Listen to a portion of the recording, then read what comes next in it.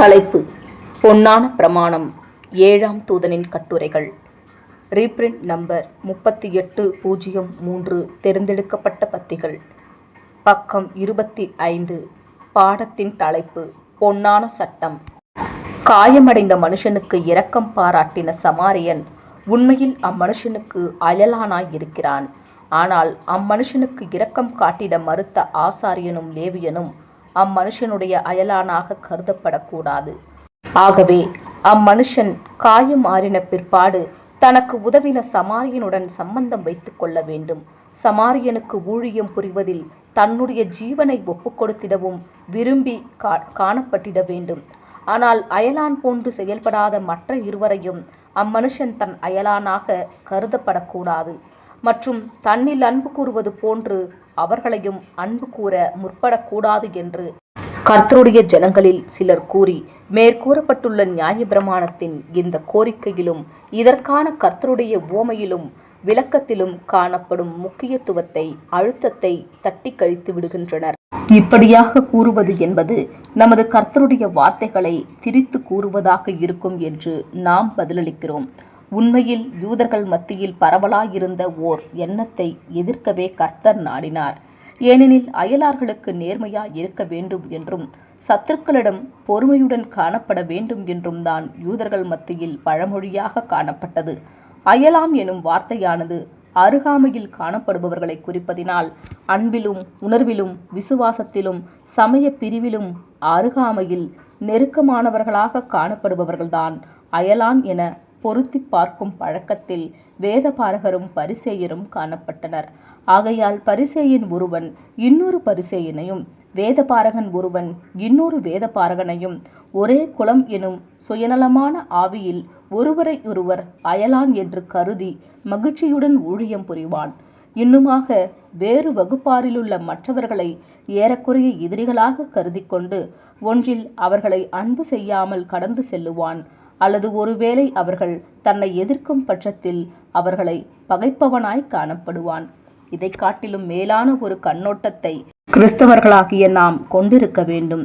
மேற்கூறிய இக்கருத்தை எதிர்க்கும் நமது கர்த்தருடைய வார்த்தைகளை நாம் நினைவு கூறுகின்றோம். உனக்கடுத்தவனை சிநேகித்து உன் சத்துருவை பகைப்பாயாக என்று சொல்லப்பட்டதை கேள்விப்பட்டிருக்கிறீர்கள். நான் உங்களுக்கு சொல்லுகிறேன், உங்கள் சத்துருக்களை சிநேகியுங்கள், உங்களை சபிக்கிறவர்களை ஆசீர்வதியுங்கள், உங்களை பகைக்கிறவர்களுக்கு நன்மை செய்யுங்கள், உங்களை நிந்திக்கிறவர்களுக்காகவும் உங்களை துன்பப்படுத்துகிறவர்களுக்காகவும் ஜெபம் பண்ணுங்கள். இப்படி செய்வதனால் நீங்கள் பரலோகத்திலிருக்கிற உங்கள் பிதாவுக்கு புத்திரராயிருப்பீர்கள். மத்தேயு 5ஆம் அதிகாரம் 43 முதல் 45 வசனங்கள். நண்பர்களிடத்தில் மாத்திரமல்லாமல் சத்துருக்களிடத்திலும் இந்த ஓர் அன்பின் அளவுகோலை அடையாத எவரும் தேவனால் அவருடைய பிள்ளைகள் என கருதப்பட முடியாது. நமது கர்த்தருடைய சீஷர்களாய் இருக்கும் அனைவரையும் ஆள வேண்டிய தெய்வீக சித்தத்தின் முழு விவரமாகிய பொன்னான சட்டத்தை நமது கர்த்தர் உருவாக்கினார். நமக்கு இரக்கம் பாராட்டியுள்ளவர்களையே நாம் சகோதர சகோதரிகள் என அன்பு கூற வேண்டும் என பொன்னான பிரமாணம் கூறவில்லை. நமது கர்த்தர், உங்களை சிநேகிக்கிறவர்களையே நீங்கள் சிநேகித்தால் உங்களுக்கு பலன் என்ன? பாவிகளும் தங்களை சிநேகிக்கிறவர்களையே சிநேகிக்கிறார்களே என்று கூறினதின் மூலமாக இம்மாதிரியான சுயநலமான அன்பை கண்டித்தார். லூக்கா 6ஆம் அதிகாரம் 32ஆம் வசனம். நமக்காக தங்களுடைய ஜீவியங்களை ஆபத்துக்குள்ளாக்கினவர்களை நாம் நமது அயலார்கள் என அன்பு கூற வேண்டும் என்று இந்த உவமை போதிப்பதாக விளக்கம் அளிப்பது என்பது நம்முடைய ஆண்டவருடைய போதனைகளை விட மிகவும் மதிப்பு இறங்கின விளக்கமாயிருக்கும். மற்றும் இப்படி எண்ணுவது என்பது பாவிகளுடைய பொதுவான எண்ணங்களுக்கு ஒத்ததாக இருக்கும் என்று ஆண்டவர் கூறியுள்ளார். மீட்பருடைய பின்னடியார்களாக இருக்கும் நாம் மிகவும் உயர்வான கொள்கை, உயர்வான அளவுகோலை கொண்டிருக்க வேண்டும். கஷ்டமான நிலைமையிலும் நமது உதவி தேவைப்படும் நிலைமையிலும் இருக்கும் ஒவ்வொருவரையும் நம்முடைய அயலானாக நாம் அடையாளம் கண்டு கொள்ள வேண்டும். அதாவது ஒருவேளை நாம் இப்படியாக ஒரு கஷ்டமான நிலைமையில் காணப்படும் போது அவன் அல்லது அவள் நமக்கு செய்திட நாம் எதையெல்லாம் விரும்புகின்றோமோ அவற்றை நாமும் அவனுக்கு அல்லது அவளுக்கு செய்யத்தக்கதாக ஆயத்தமாயிருக்கும் அளவுக்கு அவன் அல்லது அவள் மீது அனுதாபத்துடன் கூடிய இரக்கத்துடன் கூடிய அன்பு கொண்டிருக்க வேண்டும். எந்த அளவுக்கு அன்பின், இரக்கத்தின், ஒத்துழைப்பின், பெருந்தன்மையின் இரக்க உணர்வின் இந்த உயர்வான கொள்கையானது நமது இருதயங்களை கட்டுப்படுத்தி நம்முடைய நடத்தைகளை ஆளுகின்றதோ அவ்வளவாய் நாமும் நிச்சயமாய் தேவனைப் போன்று அதிகமாயும் கிறிஸ்துவைப் போன்று அதிகமாயும் காணப்படுவோம். காரணம், நன்றியற்றவர்கள் மீதும் கூட தேவன் இரக்கமுள்ளவராக இருக்கிறார் என நமது அருமை மீட்பர் குறிப்பிட்டுள்ளார். ஆமேன். ரீப்ரிண்ட் நம்பர் 5528 தேர்ந்தெடுக்கப்பட்ட பத்தி. அப்போஸ்தலனுடைய கட்டளையானது மிகவும் திட்டவட்டமாய் உள்ளது. நாம் யாரை குறித்தும் தீமை பேசிடக்கூடாது. அப்படியானால் பரிசுத்த பவுல் இங்கு என்ன அர்த்தத்தில் பேசியுள்ளார்? எம்மனுஷனுக்கும் எதிராக தீமையான நோக்கத்தில் நாம் எதையும் பேசிடக்கூடாது என்ற அர்த்தத்தில் கூறுகின்றாரா? அல்லது நோக்கம் என்னவாக இருப்பினும் சரி, தீமை பேசாதே எனும் அர்த்தத்தில் கூறுகின்றாரா என்ற கேள்விகள் எழும்புகின்றன. தவறான நோக்கத்தோடு தவறான எண்ணத்தோடு தீமை பேசுதல் என்பது மிக கொடிதான குற்றமாக, விசேஷமாக தேவனுடைய பிள்ளைக்கு இருக்குமென நாம் நிச்சயமாய் அறிவோம் என்று நாம் பதிலளிக்கின்றோம். ஆனாலும் உங்களது நோக்கம் என்னவாக இருப்பினும் சரி, யாரை குறித்தும் தீமை பேசாதிருங்கள் எனும் அர்த்தத்திலேயே அப்போஸ்தலன் கூறியுள்ளார் என்று நாம் எண்ணுகின்றோம்.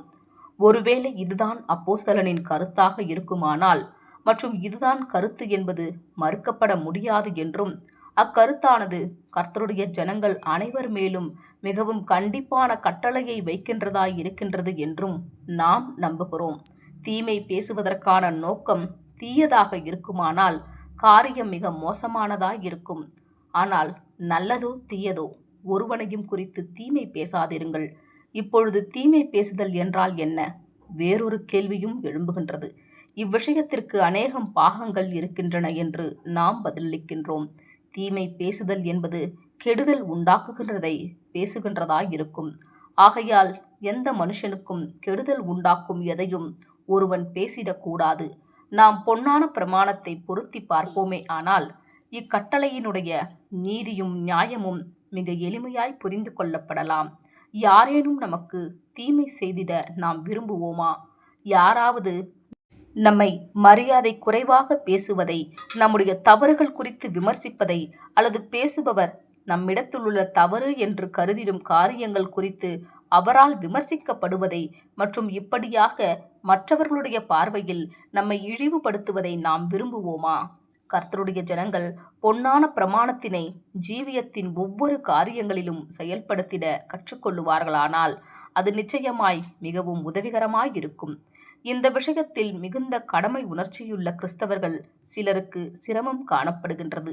தீமை பேசுதல் எனும் இக்காரியத்தை சிந்திக்கையில் என்னுடைய நோக்கம் சரியானதா என்று சிலர் சிந்திக்கிறவர்களாக இருக்கின்றனர்.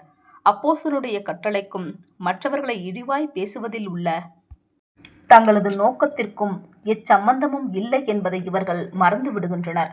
நோக்கம் என்னவாக இருப்பினும் நாம் தீமை பேசிடக்கூடாது. எனக்கு நல்ல நோக்கம் காணப்படுகின்றதா அல்லது கெட்ட நோக்கம் காணப்படுகின்றதா என்பது கேள்வி அல்ல. மாறாக நான் தீமை பேசுகின்றேனா, பொன்னான பிரமாணத்திற்கு முரணாக, அதாவது என்னை குறித்து பேசப்படுவதை நான் விரும்பிடாத மற்றவர்களை குறித்து ஏதானும் காரியங்களை நான் பேசுகின்றேனா என்பதுதான் கேள்வி. இக்கட்டுரையினை வாசிக்கும் ஒவ்வொரு வாசகனுடைய இருதயங்களிலும் மனங்களிலும் இக்கருத்தினை படிப்படியாக பதிய வைத்திட நாம் விரும்புகின்றோம். ரீப்ரிண்ட் நம்பர் 5425 தேர்ந்தெடுக்கப்பட்ட பத்தி.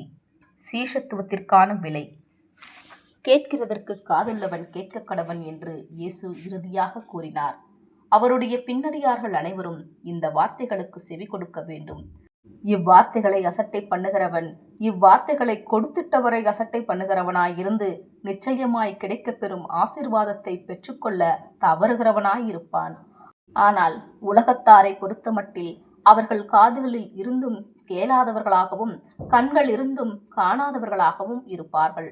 நம்மையும் இயேசுவின் பின்னடியார்கள் அனைவரையும் அளப்பதற்கான அதே கொள்கையின் அடிப்படையில் நாம் உலகத்தாரை கணிக்கக்கூடாது. உலகத்திற்கான உயர்ந்த அளவுகோல் கொள்கை பொன்னான சட்டமாக இருக்கின்றது.